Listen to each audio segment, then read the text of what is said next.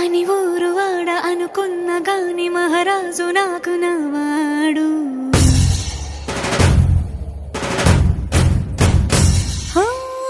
మాట పెడుసైనా మనసులో వెన్న రాయిలా ఉన్నవాడిలోన దేవుడెవరికి తెలుసును.